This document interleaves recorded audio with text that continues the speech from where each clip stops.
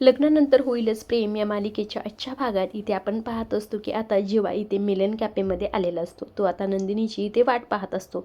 आता तितक्यातच इथे नंदिनी आलेली असते. आता नंदिनी आल्याबरोबर लगेच जीवा खुर्चीवर बसतो आणि नंदिनी देखील इथं बसलेली असते. नंदिनी मनातच विचार करते, एवढं मला मॅसेज करून बोलवलंय, मात्र खुर्ची देखील माझ्यासाठी सरकवली नाही. स्वतः मात्र बसले लगेच. कसला आकुडपणा आहे ह्या माणसाचा मला कळतच नाही. आता जीवाच्या हे लक्षात आलेलं असतं की नंदिनी काहीतरी मनातल्या मनात बोलत आहे. तेव्हा जीवा देखील ते विचार करतो की हे असं का बघते माझ्याकडं रागाने. टिपिकल गर्लफ्रेंड मटेरियल नाही म्हणून मी खुर्ची वगैरे मागे घेण्याच्या भानगडीत पडलो नाही. आता नंदिनी देखील विचार करते, असू दे, यांच्याकडनं अपेक्षा करणं खरं तर सोडूनच दिलं पाहिजे. तेव्हा लगेच जीवा इथे म्हणत असतो की तू मला इथे भेटायला बोलवला आहेस ना मॅसेज करून, मग असा चेहरा करून का बसली आहे. थेट बोल ना. आता मनातला संवाद आता पुरे झाला. आता लगेच नंदिनी म्हणते, एक मिनिट, मी तुम्हाला भेटायला अजिबात बोलवलेलं नाही, उलट तुम्हीच मला मॅसेज केलाय. तेव्हा इथे जीवा देखील म्हणतो, तुला मी आधीच सांगितलं होतं मी तुझ्या मागे मागे अजिबात आता करणार नाही, उलट तूच मला मॅसेज केला आहे सकाळी. आता नंदिनी देखील इथे म्हणते की अजिबात नाही. ज्यांना एकटेपणा आवडायला लागले ना त्यांच्या आवडीनिवडीमध्ये मी अजिबात पडत नाही. असं तर मी मोबाईल देखील सकाळपासून पाहितला देखील नाही. आता जीवा इथे म्हणत असतो की मी पण सकाळपासून माझा मेसेज बॉक्स इनबॉक्स देखील केलेला नाही. सकाळी पण दादाने असं म्हटल्याबरोबर त्याच्या लगेच लक्षात आलेलं. आता इथे जीवाच्या खरं तर सर्वच लक्षात आलेलं असतं. तो लगेच म्हणतो की काव्याने मुद्दामच दादाला तो मोबाईल आणायला लावला होता आणि दादानेच तुला मॅसेज केलेला असावा असं इथे जीवा म्हणत होता. तेव्हा नंदिनी म्हणते, हो बरोबर आहे, कारण की मी देखील काव्याला सांगितला होता मोबाईल, मग तिने तर नसेल ना मॅसेज केला असं देखील इथे नंदिनी म्हणत असते. आता यांच्या दोघांच्या देखील बरोबर लक्षात आलेलं असतं की सर्व काही इथे पार्थनी आणि काव्याने केलेलं असतं. आता इकडे दुसऱ्या बाजू पार्थ इथे विचार करत असतो. तो म्हणत असतो की रम्याने सांगितलंय ते अगदी बरोबर आहे, मी काव्यासाठी काहीतरी युनिक असं काहीतरी केलं पाहिजे असा तो इथे विचारच करत. आता तो इथे पेन्सिलला खरं तर टोक करत असतो कटरनीच. आता इथे त्याने केच वगैरे काव्याची बनवलेलीच असते, त्याला पण आणखी काहीतरी युनिक करायचं असतं. आता खरं तर ते पेन्सिलला जेव्हा तो कटरने टोक करत असतो तेव्हा मात्र त्याच्या बोटाला इथे लागलेलं असतं आणि त्यातून निघलेलं असतं रक्त. आता इकडे दुसऱ्या बाजूला जीवा आणि नंदिनीला कळलेलं असतं की पार्थ आणि काव्यानेच सर्व काही केलेलं आहे. तेव्हा इथे नंदिनी म्हणत असते की एवढा जर तुम्हाला राग येत असेल ना तर इथं बसण्यात काही अर्थ नाही. तेव्हा जीवा देखील म्हणतो की हो, आपली भेट दुसऱ्यांनी का ठरवायची. तेव्हा नंदिनी म्हणते, हो, कारण की आपण ती भेट ठरवून आणत नाहीत म्हणून त्यांनी ठरवली आहे असं म्हणून इथे दोघेही इथे उठलेले असतात. तितक्यात अरे वा वा, जीवा नंदिनी इथे आले आहेत. आम्हाला तर खरं तर हे स्वप्नच वाटत आहे की आम्ही तुम्हाला भेटत आहोत. तर आम्ही तर अपेक्षाच केली नव्हती की आम्हाला जीवा नंदिनी अशा प्रकारे भेटतील. आम्हाला खरं तर खूपच आनंद झाला आहे असं देखील इथे हे सर्वजण बोलत असतात. आता इकडे दुसऱ्या बाजूला आता इकडे खरं तर पार्थ त्याच्या बोटाला लागलेलं असतं. ते रक्ताकडे पाहून त्याला आयडिया आलेली असते. त्याने असा काही गमतीशीर किस्सा इथे केलेला असतो. ते पाहून खरं काव्या इथे पार्थवर फार चिडणार असते. आता इकडे खरं तर काव्या आलेली असते. माननसोबत ती बाहेर गेलेली असते. आता इथे रूममध्ये आलेली असते. ती आल्याबरोबर खरं तर पडदेशीन दरवाजा वगैरे लावून घेते आणि इथे पार्थ जवळ आलेले असते. आता पार्थ देखील तिच्याकडे पाहत असतो. मात्र इथे काव्या त्याच्या जवळ आल्याबरोबर खरं मुद्दामच पार्थनी तिच्याबरोबर इथे आबोला धरलेला असतो. आता तो आबोला धरून खरं तरी ते उभा राहिलेला असतो हाताची घडी वगैरे घालून. तेव्हा काव्या त्याच्याकडे येते आणि म्हणत असते, काय झालं देशमुख, माझ्या बोक्याला हे काय झालं आहे. तेव्हा इथे खरं तर पार्थ म्हणत असतो की मी रुसलो आहे तुमच्यावर. तेव्हा इथे काव्या म्हणते, का बरं, सकाळी मी तुमची फिरकी घेतली म्हणून माझ्यावर रुसला आहात का. तर इथे पार्थ मानिनीच म्हणत असते की हो हो, मी त्यामुळेच रुसलो आहे. आता काव्या लगेच म्हणत असते की माझ्या बोक्याला सकाळी जे हवं होतं ते जर आत्ता मिळालं तर माझा बोक्या खुश होईल ना. तेव्हा लगेच पार्थ म्हणतो, हो हो, लगेच खुश होईल की. तेव्हा काव्या म्हणते की काय उतावळी नवरा आहे ना माझं, असं म्हणून ती हसायला लागते. आता ती खरं तर इकडे तिकडे पाहते आणि म्हणत असते की जे माझं सकाळचं रिटर्न गिफ्ट तुम्ही देणार होतात ते आता तुम्ही मला देऊ शकतात, कारण की आपल्या रूममध्ये आता आपण दोघेच आहोत ना. तेव्हा इथे पार्थ मुद्दामच म्हणत असं, देऊ तुम्हाला, देऊ, पण एक मिनिट थांबा, त्याआधी मी तुम्हाला मोठं असं गिफ्ट देणार आहे. आता इकडे दुसऱ्या बाजूला वसू रम्याला म्हणत असते की रम्या नेमकं तू काय केलं आहेस मोठं. तेव्हा रम्या म्हणते, नाही मोठं काहीच नाही केलं मी, फक्त पारच्या डोक्यात एक छोटंसं पिल्लू सोडलं आहे, पण त्यामुळे काव्या पारचं काय करेल, आज मस्त रगेल त्यांचा व्हॅलेंटाईन डे असं इथे रम्या म्हटल्याबरोबर खरं वसू इथे घाबरलेले असते. नेमकं आता ह्या रम्याने केलंय तरी काय. आता इकडे दुसऱ्या बाजूला इकडे पार्थ आता काव्याला ते केच दाखवतो. आता केच पाहिला खरं तर काव्याला फार आवडलेलं असतं. ती म्हणत असते, वाव पार्थ, किती छान तुम्ही चित्र काढलेलं आहे. तेव्हा इथे पार्थ म्हणतो असतो की हे बघा ना काहीतरी विशेष आहे. तेव्हा खरं तर काव्याला ते बोट दिसलेलं असतं ज्याला त्याला कट लागलेला असतो. तेव्हा काव्या म्हणते पण हे तुमच्या बोटाला काय झाले? तेव्हा इथे पार्थ म्हणतो ते काही जास्त विशेष नाही, हे बघा ना हे नेकलेस कसं आहे? तेव्हा इथे काव्या म्हणते हो हो छान रंगवलेलं आहे की. तेव्हा इथे पार्थ लगेच स्वतःचं बोट वरती करून म्हणतो असतो की यांनी ते रंगवलं आहे. मात्र हे ऐकल्याबरोबर काव्याला इथे फार राग आलेला असतो. ती आता ती केज फेकून देते, जोरात पार्थच्या कानाखाली ओढते. पार्थ मात्र इकडे गालाला हात लावूनच उभा राहिलेला असतो. इकडे दुसऱ्या बाजूला मात्र रम्याला हे सर्व काही माहीत असतं की काव्या हेच रिॲक्ट होणार आहे. तेव्हा मात्र इथे ती फार खुश असते. ती आता स्वतःच्या हाताला नेल पॉलिश वगैरे लावते आणि खरं तर हॅपी व्हॅलेंटाईन डे असं म्हणून जोरजोरात हसायला लागलेली असते. आता इकडे दुसऱ्या बाजूला जीवा आणि नंदिनीला खरं ह्या फॅन्स फॉलोअर्सने घेरून घेतलेलं असतं. त्यांना इथे बसवायला भाग पाडलेलं असतं. आता ते सर्व इथे प्रश्न त्यांना विचारत असतात की नेमकं म्हणजे तुमचं आयुष्य आणि प्रेम याबाबत सर्वजण इथे प्रश्न विचारत असतात. तेव्हा इथे जीवा आणि नंदिनी खरं तर त्या प्रश्नाचे उत्तर देण्यासाठी सज्ज झालेले असतात. आता इथे पहिला प्रश्न विचारला जातो म्हणजे तुमच्या दोघांमध्ये भांडण झालं तर पहिलं सॉरी कोण म्हणतं आणि ते कशा प्रकारे तुम्ही मिटवता असा इथे प्रश्न विचारलेला. तेव्हा इथे नंदिनी म्हणत असते की हो आमच्यात सॉरी वगैरे कुणीही म्हणत नाही आणि सॉरी म्हटलं तरी ते समोरच्याला दिसत नाही. आता खरं तर हॉस्पिटलमध्ये जे नंदिनीने कपावर सॉरी लिहिलं होतं याबाबत खरं तर नंदिनीला इथे सर्व काही आठवत असतं. आता लगेच जीवा इथे म्हणत असतो की आपण काय ना आपण ना समोरच्यावर ढगफुटी व्हावी इतकं प्रेमाचा वर्षाव करतो, मात्र समोरचा ऑफर काय करतो तर पेपर कप असतो रिसीव्ह करण्यासाठी. तर त्यातलाच एक मुलगा म्हणत असतो की हो असंच होतं कारण की सगळे जीवानंदिनी नसतात ना.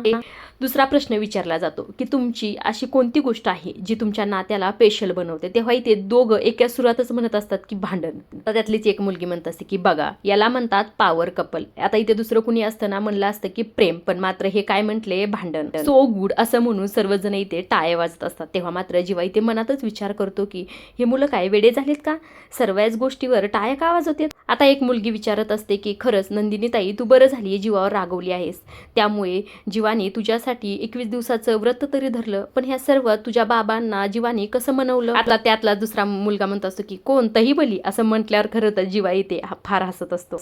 आता त्यातला एक मुलगा म्हणत असतो की हे सर्वच काही जाऊ द्या, पण मात्र ताईने तुम्हाला आपलं मानलं म्हणून तर ताईने त्यांच्या बाबांचा हात सोडून तुमचा हात धरला आहे. आता तो मुलगा असं देखील विचारतो पण जीवा दादा प्रेमात एका लिमिटपर्यंतच वेड्यापणा करावा. तेव्हा इथे नंदिनी म्हणत असते की अजिबात नाही, मला तर वाटतं प्रेमात सगळ्या सीमारेषा ओलांडून वेड्यापणा करावा, कारण शहाणपणावर जग चालत असेल तर.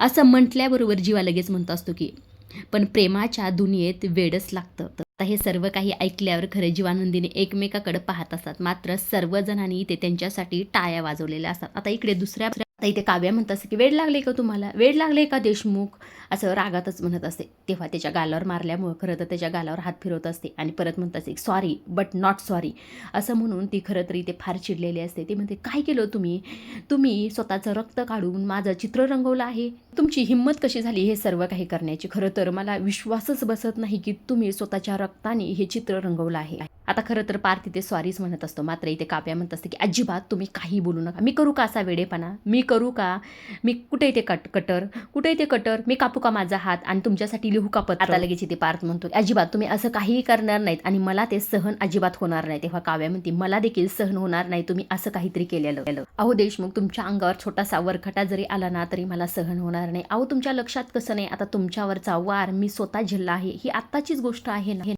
आता इथे पार्थ सॉरी म्हणतो, सॉरी ना खरंच मला माफ करा ना. मात्र काव्या इथे म्हणत असतं अजिबात नाही, मला तुमच्याशी खरं तर काहीच बोलायचं नाही, मी इथून निघून जाते. आता इथे पार्थ खरं तर तिच्या मागे जातो, म्हणत असतो की सॉरी ना माफ करा की मला खरं तर तुमच्यासाठी एक मोठं काहीतरी करायचं होतं. तेव्हा इथे काव्या म्हणत असते की मोठं आहे का, स्वतःच्या रक्ताने चित्र रंगवणे म्हणजे हे तुम्हाला मोठं वाटतं का. आता काव्या असं देखील म्हणते की आपल्यावर लोक रील्स वगैरे बनवत आहेत, हा आदर्श ठेवणार का त्यांच्यासमोर तुम्ही. देशमुख तुम्ही नको त्या रंगाने आज आपला व्हॅलेंटाईन डे खराब केलेला आहे, मी खरं तर तुमच्याशी आता बोलणारच नाही. आता इथे पार्थ म्हणत असतो की सॉरी ना, एक चूक तुम्ही मला माफ करा, आताच तर आपल्या दोघांमधला अबोला दूर झालेला आहे, तुम्ही जर आता परत रुसलात तर काय करायचं. आता इथे काव्या म्हणते हो मी खरं तर तुमच्याशी आता अबोलाच धरणार आहे, तुमच्याशी अजिबात बोलणार नाही, तुम्ही माझ्या मागे देखील यायचं नाही. असं म्हणून काव्या रूमच्या बाहेर गेलेली असते आणि पार्थ रूमच्या बाहेर गेलेला असतो. आता हे सर्व काही रम्या इथे पडद्यामागे लपूनच ऐकत असते. आता तिचा खरं तर इथे प्लॅन सक्सेस झालेला असतो आणि तिच्या हातात तो असतो गुलाब. आता इकडे दुसऱ्या बाजूला कॅफेमध्ये त्यातलाच एक मुलगा म्हणत असतो की आपण चला ग्रुप फोटो घेऊया, असं यांचं बोलणं सुरू असतं. तितक्यातच एक वेटर येत असतो. तो म्हणत असतो की तुम्हाला काही ऑर्डर करायचं आहे का? तेव्हा त्यातला एक मुलगा म्हणत असतो की फक्कड चहा आणि बन मस्का. आता हे ऐकल्याबरोबर खरं जीवा आणि नंदिनीला फार बरं वाटलेलं असतं. जीवा लगेच म्हणतो की पण चहा फुरक्या मारतच प्यायचा. म्हणजे का बरं? तर आता इथे सर्वजण एका सुरात म्हणत असतात की ज्याचं मन साफ असतं ते आवाज करतच चहा पितात, असं म्हणून सर्वजण इथे फार हसत असतात. आता त्यातलाच एक मुलगा म्हणत असतो की मी तर माझ्या गर्लफ्रेंड बरोबर माचा पितो. आता इथे दुसरी मुलगी म्हणत असते की मी तर माझ्या बॉयफ्रेंड बरोबर कोल्ड कॉफी पिते. आता हे सर्व ऐकून खरं तर नंदिनी म्हणत असते की तुम्ही तुमच्या पार्टनरसोबत माचा प्या किंवा कॉफी प्या, चहा प्या, काही पण प्या, मात्र पण तुम्ही एकमेकांची तहान व्हायला अजिबातच विसरू नका, असं देखील नंदिनी ते म्हणत असते. आता इथे जीवा म्हणत असतो की एकदम करेक्ट, पण मात्र नात्यामध्ये तहान तर हवीच, पण मात्र समोरच्याबद्दल आपल्याला अप्रूप देखील तेवढंच वाटलं पाहिजे.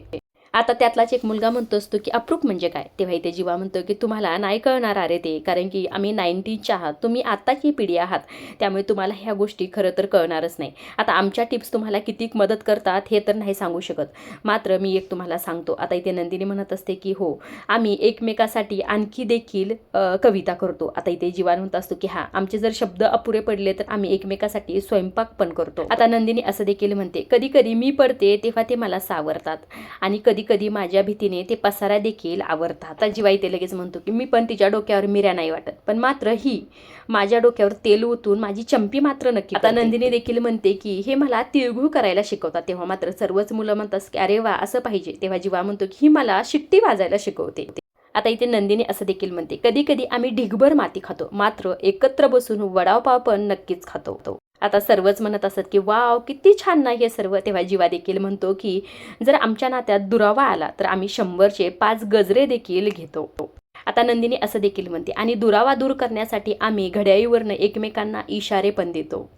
आता हे दोघे खरं तर इतके बोलण्यात वाहून गेलेली असतात, त्यांच्या गप्पा काही ते संपत नसतात. तेव्हा इथे जीवा म्हणत असतो की आपण बोलता बोलता किती वाहत गेलो ना. तेव्हा नंदिनी म्हणते म्हणजे आपण वाहत जायला नको होतं का? तेव्हा जीवा म्हणतो व्हायला तर खरं मला फार आवडतं, पण कधी कधी अविश्वासाच्या दगडाने वाहता प्रवास थांबत असतो. तेव्हा नंदिनी म्हणते पण मग दोघांनी ठरवून समजदारपणाने तो दगड बाजूलाही करता येऊ शकतो ना. तेव्हा जीवा इथे म्हणत असतो की हो, पण कधी कधी दोघांमध्ये तिसरा येतो आणि तो बऱ्याच वेळास मुलीचा बापच असतो. आता हे ऐकल्याबरोबर खरं नंदिनी म्हणत असते की आता अजिबात येणार नाही, कारण की मी आता मोहिते नाही देशमुख झाली आहे. आता लगेच जीवा म्हणत असतो की तू फक्त देशमुख आहेस का? जीवा नंदिनी देशमुख आहेस. आता इथे नंदिनी खरं तर काहीतरी बोलणारच असते, तितक्यात इथे आलेले असतात धनंजय. आता धनंजय इथे फार रागात असतात आणि ते रागातच म्हणत असतात की नंदिनी, असं म्हटल्यावर खरं नंदिनी देखील इथे फार घाबरलेली असते. आता इकडे दुसऱ्या बाजूला खरं काव्या रागातच गेस्ट रूम मध्ये गेलेली असते आणि दरवाजा लावून घेतलेला असतो. तेव्हा मात्र पार्थ तिच्या मागेच असतो. काव्या ऐका की हो, सॉरी ना, माफ करा ना, मला दरवाजा उघडा की. तेव्हा इथे काव्या म्हणत असते की अजिबात नाही, मी तुमच्याशी बोलणार नाही, तुम्ही मला खूप हट केला आहे.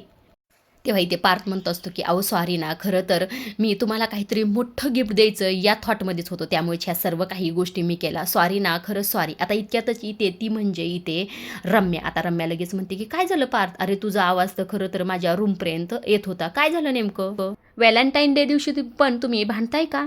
खरं तर तूच काहीतरी केलं असशील. काव्या उघड की दरवाजा, काय झालं? अगं जाऊ दे ना, कर ना माफ त्याला, ह्यानीच काहीतरी केलं असेल, तो असाच करतो ग नेहमी. तेव्हा मात्र इथे काव्याला फार राग आलेला असतो, ही कशाला आली काय माहिती, ते बिघडलेली सिनेमान कॉपी. पारच्या वतीने मी तुला सॉरी म्हणते. अगं काय आहे ना, माझ्याकडं तर काहीच नाही, नवरा बॉयफ्रेंड कुणीच नाही, एक मित्र होता मात्र, आणि तोही तूच घेतलास. आता घेतलास आहेस तर त्याबरोबर छान वेळ तरी घालव की, अशी लहान मुलासारखी दार का बंद करून बसलीस. मात्र इथे काव्याला हे रम्याचा फार राग येत असतो. रम्या हे सर्व काही मुद्दामच करत असते. आता इथे पार्थ म्हणत असतो की रम्या तू थांब जरा, तू आमच्या दोघांमध्ये खरं तर अजिबातच पडू नको. मात्र रम्या इथे ऐकायला थोडीच तयार होते. ती म्हणते की काय पार्थ असं काय करतोस? अरे तू ते रेस्टॉरंटमध्ये घेऊन जाणार होतास काव्याला, त्याचं काय केलं? तेव्हा मात्र काव्याला इथे फार राग येतो. ती रागातच येते दरवाजापर्यंत म्हणत असे काय पार्थ, तुम्ही सगळ्या जगाला ओरडून सांगितलं का मला बाहेर घेऊन जाणार आहात ते? तेव्हा इथे पार्थ म्हणत असतो की काय रम्या, तुला काय गरज आहे आमच्या दोघांमध्ये पडण्याची? आता तिला दरवाजाच्या थोडं बाजूला आणतो, म्हणतो असतो की अजिबात तू आमच्या दोघांमध्ये पडू नको, आता तू जास्त खरं आमच्यात भांडण लावत आहेस, असं म्हणून बोटवरती केलेलं असतं. तेव्हा लगेच रम्या म्हणते काय झालं तुझ्या बोटाला? लागले का तुला काही? चल मी औषध लावून देते. असं हे ऐकल्याबरोबर खरं काव्याला फार राग येतो. तर दरवाजा उघडूनच बाहेर येते आणि म्हणत असते की लाव की, तूच लाव औषध आणि पार तुम्ही तिच्याकडनंच औषध लावा, असं इथे काव्या म्हणत असते. आता आजच्या पुरतं एवढंच. पुढील भाग पाहिला खरं तर अजिबातच विसरू नका. आता इथे पुढील भागात आपण पाहत असतो की काव्या पार्थला म्हणत असते की अजिबात नाही, मी तुमच्याशी खरं तर बोलणारच नाही. आजचा व्हॅलेंटाईन डे जाऊ दे, खड्ड्यात जाऊ दे तो व्हॅलेंटाईन डे, पण मात्र मी तुम्हाला अजिबात बोलणार नाही, असं म्हणून तिने रूमचा दरवाजा बंद केलेला असतो. आता इथे पार्थ खरं बाहेरच उभा असतो. आता पार्थ नेमकं काव्याचा रुसवा घालवण्यासाठी काय करतो हे देखील पाहायलाच मिळेल. आता इकडे दुसऱ्या बाजूला धनंजय कॅफेमध्ये आलेले असतात. आता ते आल्याबरोबर नंदिनीचा हात जोरात पकडतात आणि म्हणत असतात की नंदिनी चल माझ्यासोबत. तेव्हा नंदिनी म्हणते की नाही बाबा, मी तुमच्यासोबत अजिबात येणार नाही, माझा हात सोडा बाबा, असं इथे रागातच म्हणत असते. मात्र इथे धनंजय खरं तर नंदिनीचा एकही शब्द ऐकत नाही. ते म्हणत असतात की मी तुझा हात चुकीच्या हातात जाऊ देणार नाही, असंही ते धनंजय म्हणत असतात. असं म्हणून खरं तर नंदिनीला ओढतच नेत असतात. आता काव्य आणि नंदिनीचा हात इथे सुटलेला असतो. आता पुढे नेमकं जीवा काही करतो का हे पाहण्यासारखंच आहे. पुढील भाग पाहिला अजिबातच, त्यामुळे विसरू नका. आणि अशा डेली मालिकेच्या अपडेट जर तुम्हाला जाणून घ्यायला आवडत असतील तर आपल्या चॅनलला जरूर सबस्क्राईब करा. तोपर्यंत बघत राहा लग्नानंतर होईलच प्रेम.